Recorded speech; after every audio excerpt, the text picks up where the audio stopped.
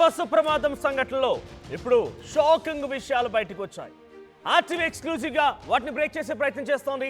అయితే bus luggage cabin లో వందలాది మొబైల్ ఫోన్లు తరలిస్తున్నారట.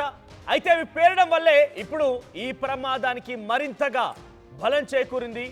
సో ప్రమాద తీవ్రత పెరిగి ప్రాణ నష్టం జరిగింది అని చెప్పి ఫోరెన్సిక్ బృందం ఒక నిర్ధారణకు వచ్చిందట. కొంతమంది ఆ లగేజ్ క్యాబిన్ లో సెల్ ఫోన్స్ ని తరలిస్తున్నారట. వందలాది మొబైల్ ఫోన్లని ఒక కాటన్ బాక్స్ లో ప్యాక్ చేసి ఉంచినటువంటి ఆ బాక్స్ ని లగేజ్ క్యాబిన్ లో పెట్టారట. అవి పేరడం మూలంగానే ఈ నష్టం మరింతగా పెరిగింది, తీవ్రత మరింతగా వాటిల్లింది అనేది ఫోరెన్సిక్ బృందం నిర్ధారణకు వచ్చింది. బస్సు బైక్ను ఢీకొట్టగానే ఆయిల్ ట్యాంక్ మూత ఊడిపోయి పెట్రోల్ లీక్ అయింది. ఆ తర్వాత బస్సు బైక్ను కొంత దూరం ఈడ్చుకెళ్ళింది. ఈ క్రమంలో నిప్పు రవ్వలు చెలరేగి మంటలు ప్రారంభమయ్యాయి. మొదట లగేజీ క్యాబిన్కు మంటలు అంటుకున్నాయి.